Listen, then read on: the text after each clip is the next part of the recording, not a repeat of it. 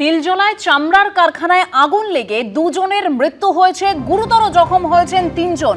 আর এই ঘটনায় এবার কারখানার মালিক ও ম্যানেজারকে গ্রেপ্তার করেছে কলকাতা পুলিশ। তবে যা খবর ছিল আগে যে আজ সকাল 11টায় এ নিয়ে রিপোর্ট দেবে 4 সদস্যের তদন্ত কমিটি। আমাদের প্রতিনিধি আবির দত্ত আমাদের সঙ্গে টেলিফোন লাইনে রয়েছেন, আবিরের সঙ্গে কথা বলবো। তার আগে জানিয়ে রাখবো আরো একবার, তিলজলার চামড়ার কারখানায় আগুন লেগে যেভাবে দুজনের মৃত্যু হয়েছে, তিনজন যেভাবে গুরুতর জখম, সেখানে কারখানার মালিক ও ম্যানেজারকে এবার কলকাতা পুলিশ গ্রেপ্তার করেছে বলে খবর পাওয়া যাচ্ছে। গতকালই কলকাতার পুলিশ কমিশনার, পুর কমিশনার, দমকল সচিব এবং ক্ষুদ্র মাঝারি শিল্পের সচিবকে নিয়ে একটি কমিটি তৈরি করা হয়েছিল। সেই কমিটি অর্থাৎ 4 সদস্যের তদন্ত কমিটি আজ 11টায় এ নিয়ে রিপোর্ট দেবে। আর ঠিক যেরকম বলছিলাম যে এই ঘটনায় ইতিমধ্যেই কারখানার মালিক ও ম্যানেজারকে গ্রেপ্তার করেছে পুলিশ। কি আপডেট রয়েছে সরাসরি আমাদের প্রতিনিধি আবির দত্ত রয়েছেন আমাদের সঙ্গে। আবির,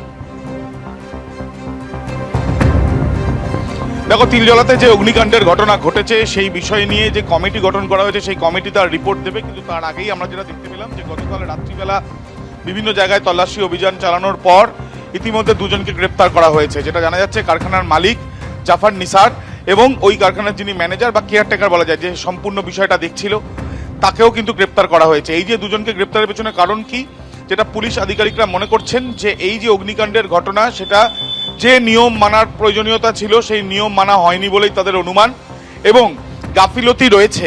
এবং সেই পরিপ্রেক্ষিতেই গতকাল এই যে ঘটনার পর দুজনের মৃত্যু হয়েছে, 3 জন গুরুতর আহত, এবং এই ঘটনাতেই কিন্তু দুজনকে গ্রেপ্তার করা হয়েছে।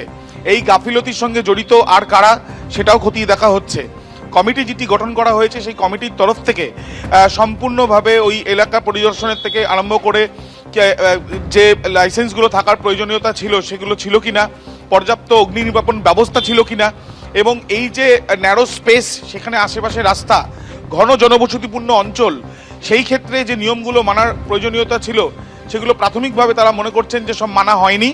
যদিও এই বিষয়ে নিশ্চিতভাবে সমস্ত তথ্য প্রমাণ সংগ্রহ করে কমিটির তরফ থেকে আজকেই রিপোর্ট দেওয়া হবে। কিন্তু তার আগেই কলকাতা পুলিশ দুজনকে গ্রেপ্তার করলো, মালিক এবং ম্যানেজারকে, এমনটাই জানা যাচ্ছে পুলিশ সূত্র থেকে।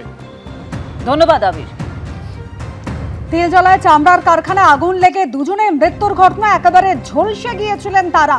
গুরুতর জখম হয়েছেন আরো 3 জন। গতকালের এই ঘটনা এবং তারপর কারখানার মালিক এবং ম্যানেজারকে গ্রেপ্তার করেছে কলকাতা পুলিশ।